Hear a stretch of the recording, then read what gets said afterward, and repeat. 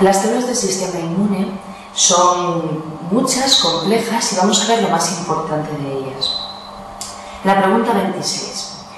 ¿Cuáles son las moléculas de membrana que definen el linfocito de la población mayoritaria, el linfocito T cooperador? Bueno, pues el fenotipo de una célula son sus clústeres, porque es la forma que yo tengo de saber, como os decía, si lo que tengo delante es un linfocito T, un B, un medular killer, etc. La población mayoritaria en sangre son los T cooperadores, con lo cual ya nos la vamos aprendiendo. Es la TCR positiva, CD3 positiva, CD4 positiva. Vamos con los clústeres de diferenciación. Ahí tenéis una tabla donde os he puesto los que yo creo que son los más preguntables. No tiene sentido aprenderse 258 que debe haber ya descritos clústeres. Lo importante es que sepáis cuáles son los más importantes de las poblaciones mayoritarias. Vamos con el linfocito T. Lo que define a una célula es su receptor, y eso también meteos en la cabeza. Toda célula lo que le define es su receptor. Para un linfocito T, su receptor es el TCR. Y eso es lo que define a esa célula, no el CD3. El CD3, como veis en la imagen, es una estructura que se acopla.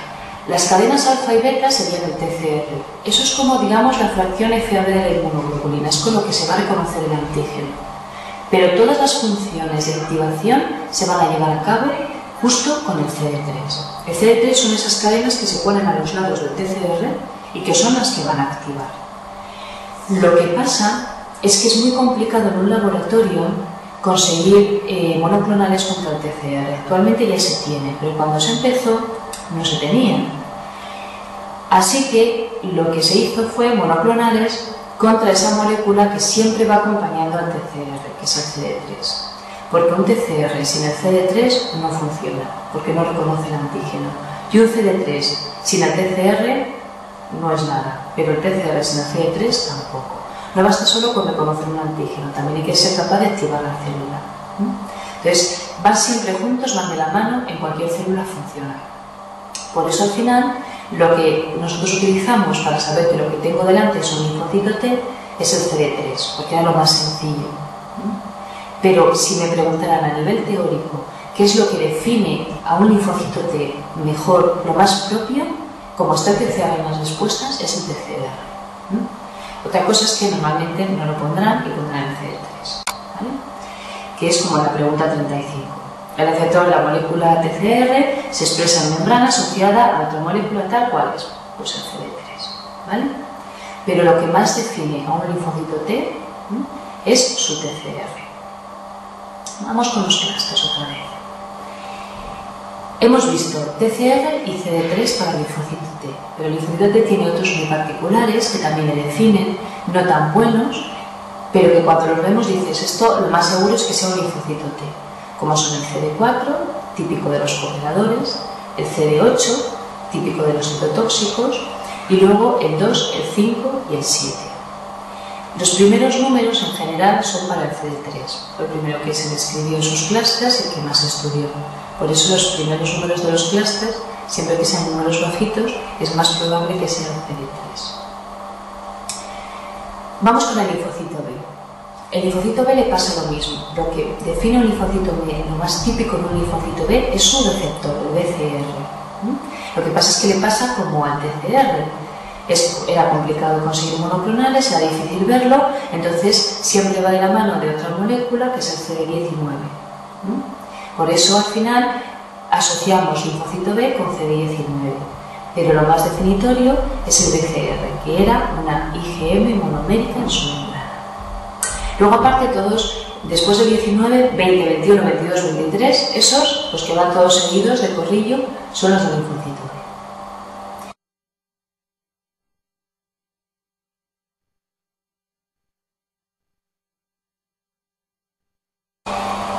Vamos con la pregunta 21. Señale cuál de los siguientes fenotipos corresponde a un NK. El NK es una célula curiosa que al principio se definió como linfocito, pero no es un linfocito. Como no es un linfocito B ni un linfocito T, simplemente sabiendo eso ya podría contestar la pregunta. Porque si no es T, la 1 y la 3 no me valen, porque no puede ser CD3. Si no es un linfocito B, ni la 2 ni la 4 me valen. porque no es CD19. Al final la única que me queda es la 5. O sea que aunque no supiera nada de los NK, no me acordara de ninguno de sus clústeres, sé que es CD3 negativo, CD19 negativo. El linfocito NK se define típicamente con dos clústeres, el 16 y el 56. Lo que pasa es que no son exclusivos del NK, aparecen en otras células. No es como el CD3 o el CD19, que cuando lo ves el 98% de las veces son sus linfocitos. El NK hay que empezar primero diciendo que es CD3 negativo y CD19 negativo. Y ya después sí, el CD16 y el CD56. El CD16 es el receptor para la fracción FC de la inmunoglobulina, es decir, el receptor que tienen todas las células para que llegue el FC, se acople y le diga mira lo que he visto, o actívate complemento, actívate NK, para que lleven a cabo esas funciones. Luego el CD16, aunque se describió primero en el NK y siempre se ha dicho que era muy propio, como veis no es exclusivo del NK. El 56 también es otro receptor de activación que tampoco es exclusivo del NK. Por eso he acordado siempre que hay que empezar diciendo 3 negativo y 19 negativo. Y lo más seguro es que os lo voy a poner como está aquí. Y por último, la serie mieloide. La serie mieloide se define por el CD14, pero el CD14 tampoco es exclusivo. Lo que pasa es que cuando vemos un CD14, bueno, el 90% de las veces es serie mieloide, ¿no? Es un monocito en su mayoría. Por eso al final se queda como el más exclusivo. Y todos los leucocitos, toda la serie blanca, tiene un antígeno que es el 45, o el panleucocitario. Esta es una enzima también de activación. Cuando nosotros queremos empezar buscando leucocitos, linfocitos, lo que sea, empezamos siempre con el 45. A ver, sepárame todas las células que son 45 positivas y ya con eso me quito de la sangre todo el resto de células que me pueda encontrar. Y ahora, con esas 45 positivas vamos allá. ¿Cuántas son CD3? ¿Cuántas son CD19? ¿Cuántas son CD3-19 negativas? Etcétera. Pero siempre 45 común a todos, es lo que se llama el panleucocitario. ¿Vale? Ahí veis en rojo dos antígenos, dos clústeres que son típicos del linfocito T, pero que aparecen en otras poblaciones, como son el 4 y el 8. La serie mieloide de los monocitos tienen CD4. Es decir, cuando nosotros en el SIDA decíamos antes, se infectan los linfocitos T, cooperadores, no, se infectan los CD4. Es decir, esto es la explicación de por qué en el SIDA se infectan los monocitos también, porque los monocitos, algunos de ellos, llevan CD4. Por eso el CD4 no es el que mejor me define al linfocito T, por muy cooperador que sea. ¿Por qué? Porque también lo tienen los monocitos. Que mejor me define a un linfocito T es el TCR, que sé que solo lo va a tener el linfocito T. Y pasa lo mismo con el CD8. El CD8 es citotoxicidad, y eso típicamente también lo tienen algunos natural killer. Por eso el CD8 tampoco es el que mejor me define a un linfocito T, siquiera a un T citotóxico.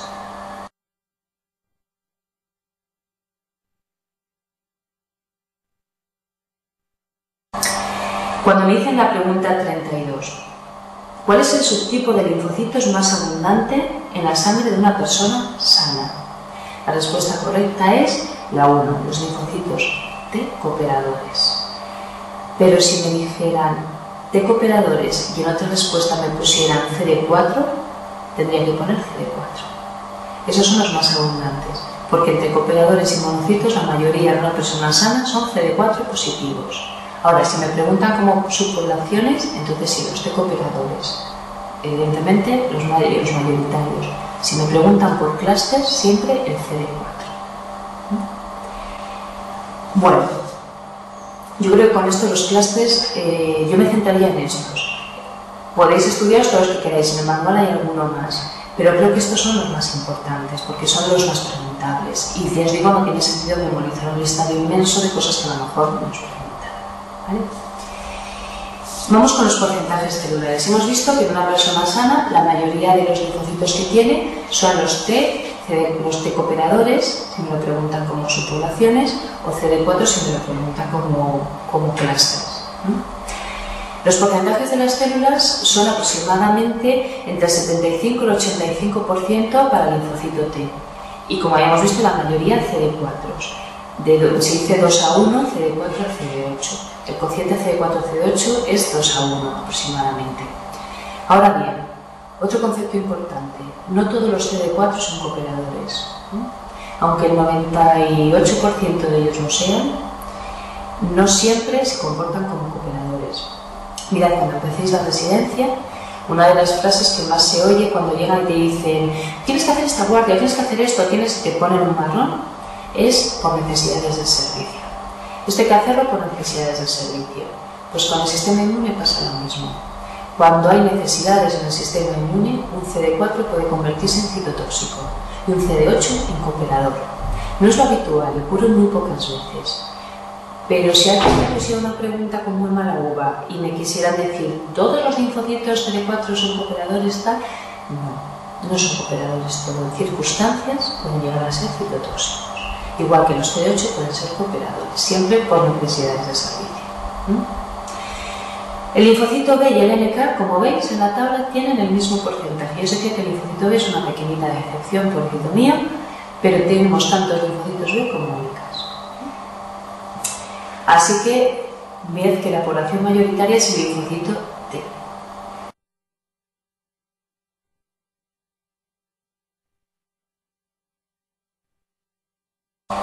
La pregunta 22. Vamos a explicar con esta un concepto fundamental del linfocito T. Señale cuál de las siguientes es característica definitoria de la función de los linfocitos T-CD8. La respuesta correcta es la 1, que reconocen moléculas del complejo principal de histocompatibilidad de clase 1. Esto es lo que llamamos la restricción histocompatible. Mirad, un linfocito T hemos dicho que era un senior. Y como senior no se le acerca a cualquiera. Tú no puedes llegar al jefe y presentarle lo que te dé la gana y siempre todo un grupo de personas antes. Bueno, pues el linfocito T no tiene la capacidad de acercarse todo el mundo. Esto en el fondo es una forma de protección, porque activar un linfocito T es muy peligroso. Vamos a producir una respuesta muy buena y además a guardar memoria. Y eso puede ser la base de algunas enfermedades autoinmunes. Luego, hay que estar muy seguros de quién se acerca a activar un linfocito T. Para ello, lo que se hizo es dotar a las células de unos sistemas de presentación. Hay una regla mnemotécnica que dice HLA por el clúster es igual a 8. Toda célula que tenga clase 1 le puede presentar a un clúster 8. 1 por 8, 8. Toda célula que tenga clase 2 le puede presentar a un CD4. 4 por 2, 8. Es decir, para presentar un linfocito CD8 tienes que tener HLA de clase 1 y para presentar a un linfocito CD4 tienes que tener MHC de clase 2. ¿Vale? No se le puede presentar de otra forma y esto es lo que se conoce como restricción histocompatible. A un linfocito T solo le puede presentar el MHC correspondiente. Luego las células que no tengan MHC no le podrán presentar. Tendrán que buscarse otro truco para poder llegar a este linfocito T. Y esto luego no será muy útil en el trasplante. Por lo tanto, la célula que tiene restricción histocompatible es el linfocito T.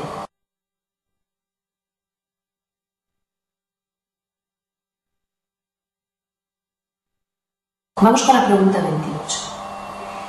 ¿Cómo se denominan linfocitos con capacidad citotóxica que reconocen células malignas o infectadas por virus? Entonces, hasta aquí me pueden estar hablando de un NK o de un CD8, porque la capacidad de ambas, como citotóxicas, es reconocer las células malignas o infectadas por virus, es decir, todo lo que está pocho a nivel intracelular.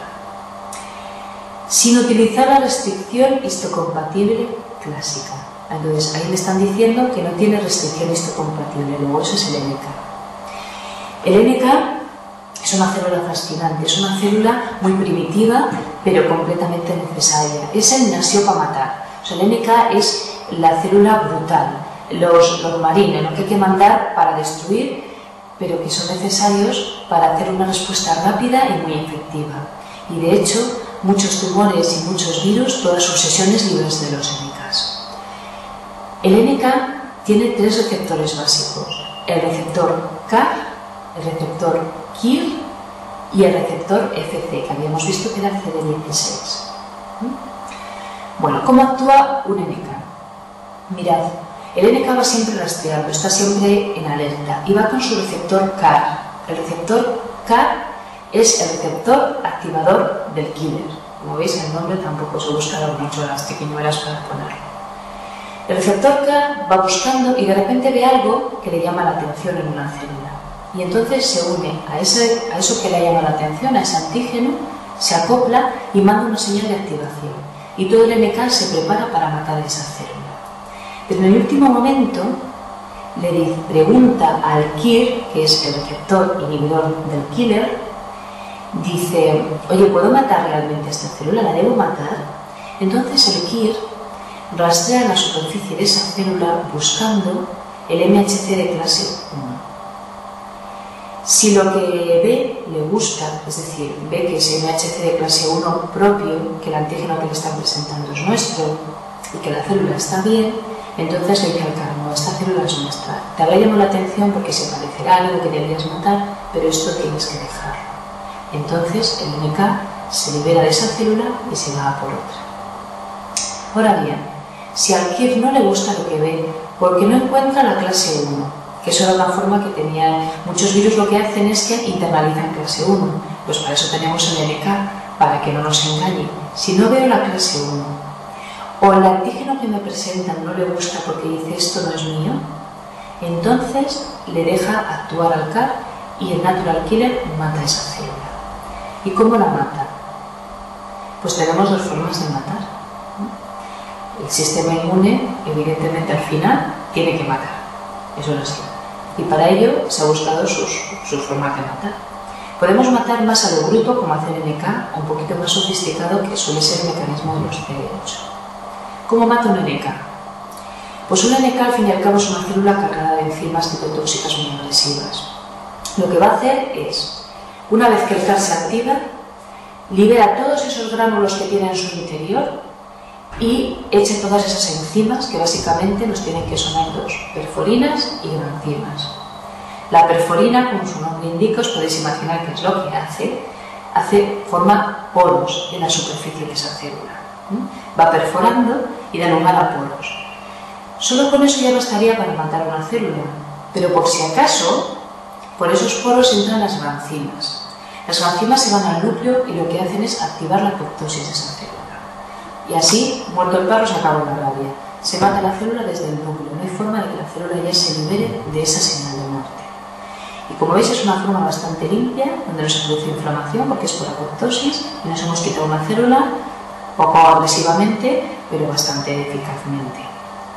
Esa es la forma como mata el NK. El NK os lo pueden preguntar, y de hecho todavía en algún examen se sigue viendo, el nombre del linfocito granular largo, LGL, es una traducción del inglés.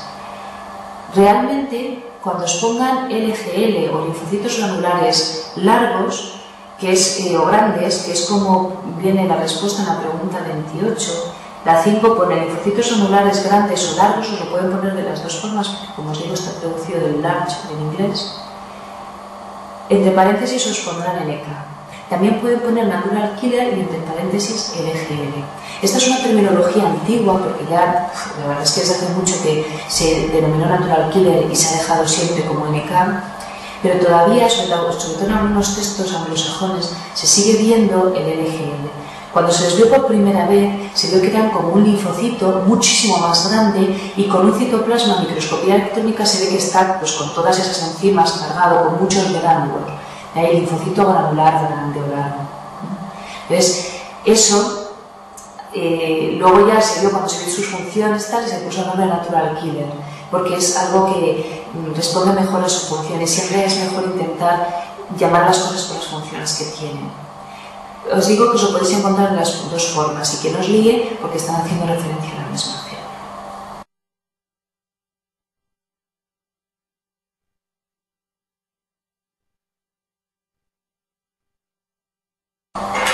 Habíamos visto esa forma de matar.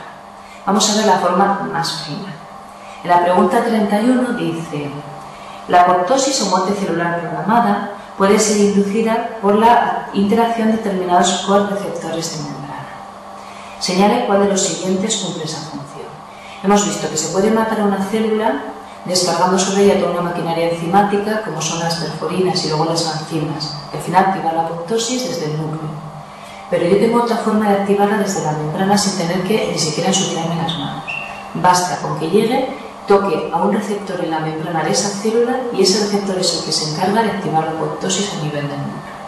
O sea, directamente es ya muchísimo más limpio.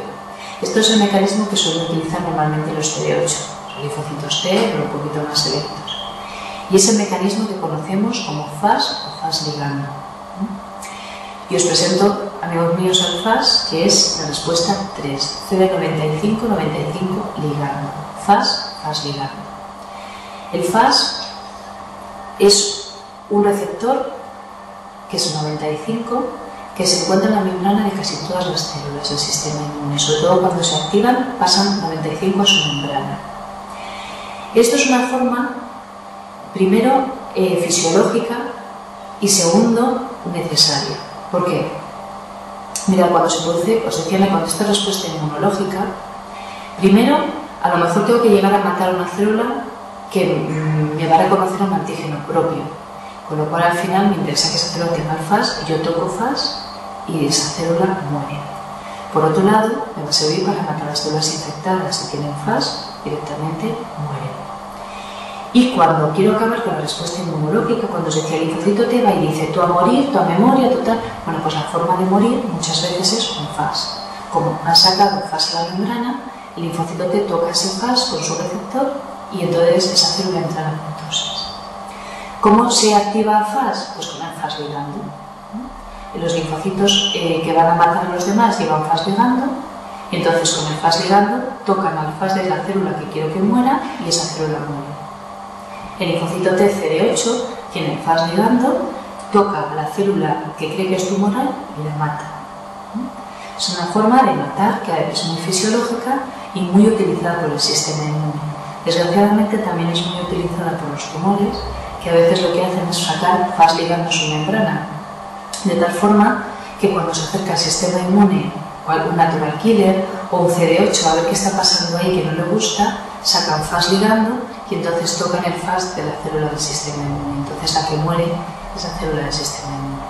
Algunos virus también utilizan este sistema y lo que hacen es sacar FAS ligando y cuando se acerca a cualquier célula del sistema inmune tocan su FAS y muere la célula del sistema inmune. Es decir, se adelantan y le dan una puñalada también.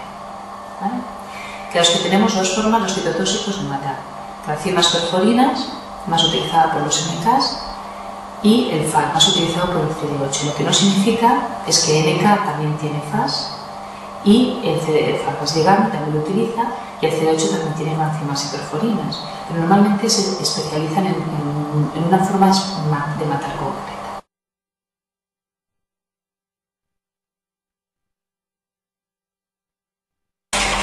Bueno, pues vamos a ver ahora la otra cosa fundamental, la segunda cosa fundamental para entender al sistema inmune. Ya habíamos visto cómo activar al sistema inmune, cómo llegar hasta el linfocito T o cuando el linfocito T nos da permiso para actuar sin él. Vamos a ver ahora, una vez que llegamos al linfocito T, qué es lo que hacemos. Y eso es lo que conocemos como sinapsis inmunológica. En la pregunta 23 me dice: para activar su linfocito T CD4 necesita la presentación de antígeno en el contexto de un CPH de clase 2, de la célula presentadora de antígeno y la coestimulación de otras moléculas. Señale cuál puede funcionar como uno de sus ligandos. Mirad. La sinapsis inmunológica tiene tres respuestas. La primera respuesta es enseñar el antígeno. Es lo primero por lo que hay que empezar. Una célula presentadora de antígeno capta algo que le llama la atención y dice: esto estoy convencida porque las células presentadoras de antígeno están captando mucho, algunas incluso desechan ellas mismas lo que captan, pero llega algo que le llama la atención y dice: esto no me gusta, esto lo voy a presentar. Entonces se va al linfocito T y le presenta ese antígeno en el contexto de HLA de clase 2, es decir, saca el sistema principal de histocompatibilidad de tipo 2 con el antígeno y se lo presenta al TCR. El TCR del linfocito T lo reconoce y el CD4 sale para mirar si lo que nos están presentando es nuestro HLA propio. Es decir, que no venga ninguna bacteria con un MHC extraño y me pueda presentar mis antígenos propios y me confunda en la respuesta y tenga una enfermedad autoinmune. Lo que hace es asegurarse de que me lo están presentando correctamente, que están presentando en clase 2, lo cual me dice que ya es una célula que puede acercarse al linfocito T y que ese clase 2 es nuestro. Esa es lo que llamamos la primera señal o de presentación antigénica. Hay que empezar presentando el antígeno. El clase 2 presenta a un CD4, o sea, al TCR con su CD3 y el CD4 mira que todo eso está correcto. También ocurre con el CD8, pero para lo que nos importa en las sinapsis vamos a hablar sobre el CD4. Eso se ha producido correctamente y dice el linfocito T, evidentemente tienes un antígeno interesante. Entonces, el linfocito T va a activarse. Y para activarse, lo que tiene que hacer es preguntarle a la célula presentadora del antígeno, ¿tú estás activa? Y eso es preguntarle, ¿tú tienes, respuesta 3, B7 en tu membrana? Entonces la célula presentadora del antígeno dice, sí, aquí lo tengo. Entonces el linfocito T saca una molécula que es el CD28. La regla mnemotécnica es 7 de B7 por 4 del CD4, 28. ¿Vale? B7 y CD28 se acoplan. Y entonces eso es lo que llamamos como segunda señal o coestimuladora. Mirad, hay muchísimas segundas señales, muchas, porque esto es un sistema muy controlado. Como os decía antes, activar un linfocito T tiene sus problemas y cuando activamos un linfocito T ya no hay vuelta atrás, se va a generar además una memoria y eso jamás nos lo quitaremos de encima. Por lo tanto hay que estar muy seguro. Y el linfocito T le va a pedir a la célula presentadora del antígeno mucho papeleo para poder activarse. Y le va a pedir muchas moléculas. Una de ellas es el B7. No sabemos muy bien por qué, porque fue de las primeras que se describió, pero es de las que más preguntan. El B7 se pregunta muchísimo. Tal vez porque B7 es una molécula típica de las presentadoras, las células dendríticas. Entre los clústeres que definen B7, cuando vemos B7 sabemos que eso es una dendrítica. No es exclusivo de ella, pero aparece en la mayoría de las dendríticas. B7 os lo van a preguntar de dos formas. Os hemos puesto la más compleja, que es la que tenéis en la respuesta, cuando pone B7-1 entre paréntesis CD80. Cuando se describió B7 y se le llamó B7, se creyó que era una única molécula. Después, cuando mejoraron las técnicas de biología molecular, se vio que eran dos, B7-1, B7-2. Por no liar, no se le cambió y se le puso B7-B8, no. Se dijo B7, porque esto ya sabemos todos lo que es, el que se une al CD28, porque los dos se unen igual. Lo que pasa es que vamos a dejarlo como B7-1 es un subtipo y B7-2 es el otro subtipo. Al B7-1 es el CD80 y el B7-2 es el CD86. Pero os lo van a poner normalmente, en principio, como está aquí. B7 entre paréntesis CD80 o CD80 entre paréntesis B7-1. ¿Vale? Si no lo pusieran, por lo menos que os suene. ¿Vale? Pero normalmente os lo van a preguntar así, como está aquí puesto, como está escrito. Sin embargo, no es la única señal, ya os digo que pide otras muchas. Y hay otra que es muy importante saber, otra segunda señal que pide, que es el CD40 y CD40 ligando. El linfocito T saca CD40 ligando y le dice, a ver, ¿dónde tienes el CD40? Y la célula presentadora de antígenos se lo enseña. Es otra segunda señal o coestimuladora. ¿Por qué es importante esta? Pues porque es la señal con la que le va a dar la orden al linfocito B para que haga el cambio de clase de inmunoglobulina. Las células presentadoras y los monocitos también tienen CD40 y lo que hace es que va a dar una orden de activación. Pero el linfocito B, ese CD40, cuando se une al CD40 ligando del linfocito T, le da la orden directa de que produzca el cambio de clase. Es decir, ahora ya deja de producir esa IgM de batalla y pasa a producir la IgG, la IgA, la M específica, la E o lo que sea.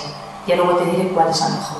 Pero es la forma de decir al linfocito B, cambia de clase. Es con el CD40. De ahí que hay una inmunodeficiencia cuando falla el CD40, que es el síndrome del hiper-IgM. No podemos hacer el cambio de clase porque no hay CD40 o no hay CD40 ligando. Tenemos las dos formas. Entonces, en ese momento, el linfocito B sigue produciendo IgM porque no tiene la orden de producir otra cosa. ¿Vale? Bueno, La segunda señal se ha producido correctamente. El linfocito T ha pedido todas las moléculas, la célula presentadora se las ha enseñado y el linfocito T ha correspondido con las suyas. Entonces, la segunda señal o de coestimulación ha sido un éxito y se activa el linfocito T. Y ahora ya sí lo hemos conseguido. Y entramos en la tercera señal, que es la de producción de interleucinas, proliferación de ese linfocito T y empezar a dar la orden para que se forme la respuesta inmunológica. Y eso lo veremos más adelante. Es decir, primero una célula capta un antígeno, le llama la atención. En el contexto del MHC de clase 2 se lo presenta un CD4, con el de clase 1 se lo presentará un CD8. El CD4 y el CD8 estarán ahí controlando que la presentación que me están haciendo es correcta. El linfocito T lo recibe con su PCR y manda una señal de activación con el CD3. Primera señal, un éxito. Entonces, el linfocito T, esa señal de activación del CD3, lo que hace es sacar a la superficie celular varias moléculas, entre ellas CD28 y CD40 ligando. Y entonces buscan al B7 y al CD40 en la célula presentadora, se unen a él y entonces eso es la señal coestimuladora, es la confirmación de lo que me estás enseñando es porque estás seguro de ello. Segunda señal o coestimuladora, ha sido un éxito, seguimos adelante. La tercera señal o de activación o de proliferación, con secreción de interleucinas, el linfocito T empieza a proliferar porque ese es el bloque que me va a interesar, empieza a activar a otros linfocitos T, empieza a llamar a las células, lo veremos más adelante. Tercera señal, un éxito, la respuesta inmunológica, bicho muerto.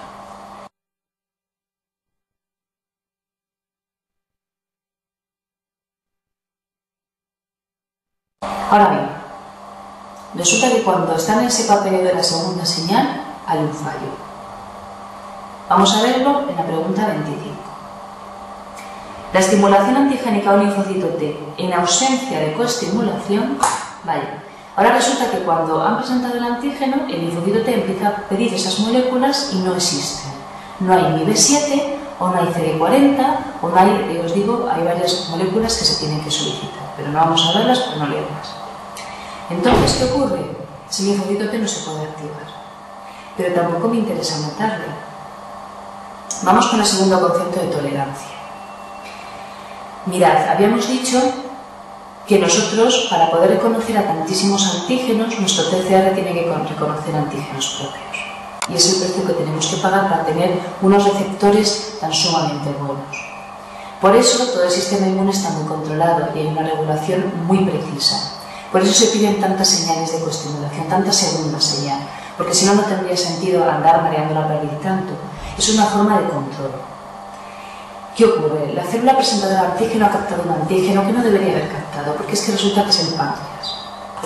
Ha habido una infección, una pancreatitis, se han liberado antígenos propios, la célula presentadora de antígeno lo ha captado porque le ha llamado la atención en ese contexto de inflamación. Muchas veces las células activas se vuelven locas y captan de todo, pero no debería haber captado eso, que era un trocito del páncreas. La cosa es que al final lo ha captado y se lo presenta al linfocito T. Pero la célula presentadora de antígeno no ha llegado a ser activada. Y eso es un mecanismo por el cual el linfocito T entenderá que ese páncreas que está reconociendo realmente no debe atacar, porque eso es realmente nuestro. ¿Pero por qué lo reconoció el linfocito T? Esa sería la pregunta correcta. Porque al fin y al cabo una célula presentadora de antígeno, bueno, es un ser que tiene que presentar todo lo que ve, es decir, tendrá que meterle la pata varias veces, pero se lo va a presentar al TCR que se acople a ese antígeno. Y resulta que nos hemos encontrado un TCR que sí que reconoce ese trocito de páncreas. Pues cuando nosotros estamos formando linfocitos T y linfocitos B, cuando veíamos la inmunoglobulina, yo os decía, forman capa, y luego preguntan, ¿puedo seguir con esto? Y entonces dicen, no, no puedo seguir con eso. Mirad, cuando se forman los linfocitos, os decía que hay un control muy estricto y por eso muchas veces se le mandaba atrás, se le decía, vuelve a formar otra cadena porque esa no me gusta. Al final la sangre sale de muy pocos linfocitos realmente, solo el 5% de lo que entró a formarse y a madurar. Tenemos que ser muy exhaustivos. Pero claro, si yo tengo que reconocer a todos los posibles bichos, patógenos y moléculas, y tengo que reconocer también a lo mío, voy a tener que levantar un poquito la mano. Cuando estoy formando linfocitos, Yo a los linfocitos, y esto es mucho más estricto para el T porque evidentemente tiene más peso y más importancia, cuando se están formando, en el timo y en la médula se les va, incluso también en los ganglios, se les va a ir presentando antígenos. Entonces, vale, te presenta el páncreas, encantado de conocerte y tal. Si cuando presenta el páncreas, el linfocito T se tira hacia él, el receptor le reconoce y quiere atacar y encontrar una respuesta, dicen, uy, este va a ser que no va a salir, porque claro, en el momento en que salga afuera, o me produce una pancreatitis autoinmune o tengo una diabetes tipo 1 brutal. Este se queda dicho. Y normalmente lo que se hace es matar. Muere. Si cuando yo digo, bueno, le presento el páncreas y resulta que el linfocito T, como si no le viera, pasa de él, tal, va muy bien el páncreas, tal, digo, este estupendo, este no reconoce el páncreas, este que salga. Y la tercera opción es lo que normalmente suele ocurrir, y es, le presentamos el páncreas, el linfocito T se queda mirando y dice, hombre, yo le atacaría, si me apoyáis todos, claro, o sea, yo por mí no, pero hay algo que no me gusta, entonces si veo que las presentadoras vienen y me apoyan y me dan la segunda señal, yo la ataco. Ahora, si no me dais segunda señal, yo no la ataco.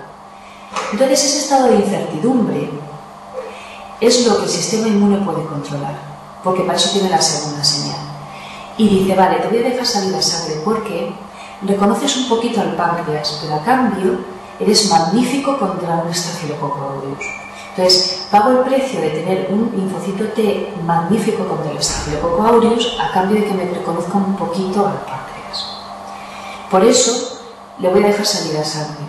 Pero en el caso de que haya la mala suerte que tenga una pancreatitis y que a una presentadora se le ocurra presentar el páncreas y llegar hasta un linfocito T que reconocía el páncreas y dice, yo no le mataba, pero oye, si me lo presentas y me dices, bueno, pues si lo presentas te voy a decir que no hay que matarlo, que no está activo, no hay segunda señal.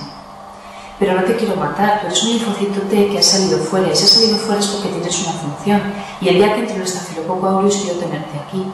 Pero claro, ahora te acabo de presentar un antígeno. Luego lo que ocurre es la respuesta 3, anergia clonal. Es decir, yo no te mato, te voy a dejar dormido. La anergia clonal a veces ponen algunos textos que es muerte celular y eso no es correcto. Una alergia nunca es apoptosis y es por lo que os acabo de explicar. No me interesa matar ese linfocito. Ha habido la mala suerte de que le han presentado el único antígeno al organismo que no se le debía presentar. Pero es que no me interesa que muera. Yo le saqué a sangre por algo, le saqué porque era magnífico contra el Staphylococcus aureus. Es el mejor que tengo contra el Staphylococcus aureus. No quiero que muera. Le voy a perdonar la vida, ahora eso sí lo voy a dejar dormido. De tal forma que no puede ser jamás activado otra vez por ese mismo antígeno pancreático. Y eso es lo que llamamos anergia clonal. Es un estado de somnolencia, es un estado funcional. Lo que no significa es que si entra Staphylococcus aureus en el organismo, entonces sí activará, se volverá a despertar y montará una respuesta inmunológica. Y eso es lo que conocemos como anergia. A ese estado de muerte que os decía a nivel central, en el cual digo, este linfocito no puede salir porque me va a producir una respuesta brutal, es lo que llamamos la delección clonal. Ese sí que es muerte.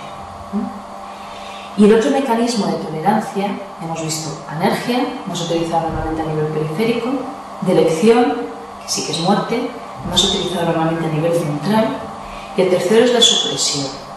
La supresión es un término que está un poco a caballo entre los dos. Supresión significa que ya no depende de lo que la célula reconozca. Hasta ahora era todo lo que se estaba jugando un linfocito T a reconocer un antígeno. Si lo reconocía con mucha fuerza un antígeno propio muy específicamente, moría. Si lo reconocía así, lo dejábamos en anergia. Pero ahora no, ahora la supresión, la orden me viene de fuera. Os estoy diciendo, el sistema inmune, cuando se monta una respuesta hay que terminar con ella. Bueno, pues ¿cómo terminamos con ella? Pues dividir los linfocitos T reguladores. Los linfocitos T supresores o reguladores. Antiguamente se llamaba supresor, luego se vio que el nombre más correcto era regulador que supresor. Por eso en algunos todavía os pueden preguntar supresores. Están hablando lo mismo, supresor que regulador. De ahí la respuesta supresora. La respuesta en la cual es el linfocito que dice tú a muerte, me estás velando, por ejemplo, tú a muerte, tú a memoria total. ¿Vale? Entonces empieza a acabar con esa respuesta inmunológica, esa es la respuesta supresora. Me viene la orden de fuera, con un linfocito regulado. Alergia, B7 y la sinapsis en general es de las cosas más preguntadas en cualquier examen de inmunología, porque es la base de todo el sistema inmune.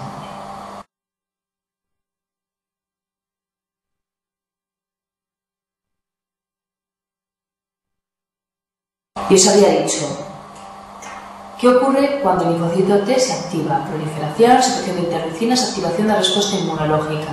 ¿Y cómo se activa esa respuesta? Vamos con la pregunta 34. Señale cuál es la función de los linfocitos Th1 en la respuesta inmune. Ahora vamos a centrarnos en los CD4. Esto sí que lo tienen que hacer ya los senior, porque os decía, el linfocito T es el senior, pero bueno, no os dije toda la verdad. Dentro del linfocito T hay seniors y seniors, y los más jefes son los CD4. Los CD4 positivos o cooperadores tienen tres poblaciones diferentes: T helper 1, Th1, T helper 2, Th2, T helper 3, Th3. ¿Y por qué esto? Porque mirad, cuando le presentan un antígeno, en función del antígeno que le han presentado, vamos a tener la respuesta inmunológica. No es igual matar a un bicho intracelular que a uno extracelular. No puedo emplear los mismos mecanismos ni ejecutar las mismas células. Esto no se trata de todos activarse, no, vamos a activar con lógica. Vamos a activar lo que es más efectivo y lo que menos recursos tenga que gastar. Entonces, al final, en función del antígeno que le han presentado, se activarán unas células del sistema inmune u otras. Los Th1 son los que median toda la inmunidad celular, es decir, son los que van a dar las órdenes a las células y por lo tanto son los que se activarán cuando los antígenos sean básicamente intracelulares. Es básicamente la respuesta intracelular, la Th1. A las células sobre las que mandan son linfocitos T citotóxicos, NK, macrófagos, cuando lo que quiero es al final decir, tenéis que ir a por algo que me han presentado en el fondo, una célula que me dice que lo encuentra en el interior, una célula que dice que esto huele a algo que está en el interior celular. La respuesta Th1, como veis en la imagen, tiene unas interleucinas concretas que son las que dan las órdenes. Vamos a dejarlas para el final. La respuesta Th2 es la respuesta humoral, cuando lo que hay normalmente está fuera. Son bacterias extracelulares o toxinas, es decir, todo lo que me interesa que vengan los anticuerpos y los linfocitos B, incluso a veces algún otro macrófago. Pero básicamente se va a ir hacia la respuesta humoral, hacia los anticuerpos, y por lo tanto actúa sobre linfocitos B y células plasmáticas. La respuesta Th3 es la reguladora. Esta es la población de supresores o reguladores que actúan sobre todas las células del sistema inmune y que su función es, cuando ya hay que terminar la respuesta inmunológica, entramos nosotros en juego. Hasta entonces están callados como espectadores viendo toda la batalla campal. La forma que tiene una célula de dar la orden es con moléculas. Cuando el linfocito T se activa, empieza a producir interleucinas. Esas interleucinas no es más que un mensajero. Una interleucina es el mensajero que va desde el linfocito T hacia la célula que yo quiero activar, por ejemplo un NK, y le dice, oye, yo soy la que te tengo que activar a ti. Otras son las que yo tengo que activar al linfocito B. A mí me toca activar a un CD8 citotóxico. Entonces, esa forma de activarlo, evidentemente, no será lo mismo la que vaya hacia el NK o al citotóxico que la que va al linfocito B. Y esas son las interleucinas que activan cada respuesta. Hay una renal hemoténica que lo hace más fácil. Como veis, están divididas en grupos de 2. ¿Vale? Bueno, pues si dais 2 interleucinas a cada respuesta TH, 2 para TH1, 2 para TH2, 2 para TH3, cogéis solo los números pares, empezamos. 0,2 para TH1, 4,6 para TH2, 8 y 10 para TH3. Vale, pero como veis ahí en el cuadro, no parece que la interleucina 0 exista. Es realmente un 0 con 2 cuernitos, es el interferón gamma. Sería el 0 con 2 cuernos. El interferón gamma y la interleucina 2 son las moléculas que se encargan de activar a las células y que son las que van a montar toda la respuesta intracelular. 4 y 6 sí que son las que se encargan del linfocito B y célula plasmática. Y luego la 8 tampoco es la 8. La 8 es una especie de beta, ¿vale? El 8 se parece así un poco a una beta, sería el TGF-beta. El TGF-beta y la interleucina 10 para la respuesta reguladora. ¿Quién es el TGF-beta?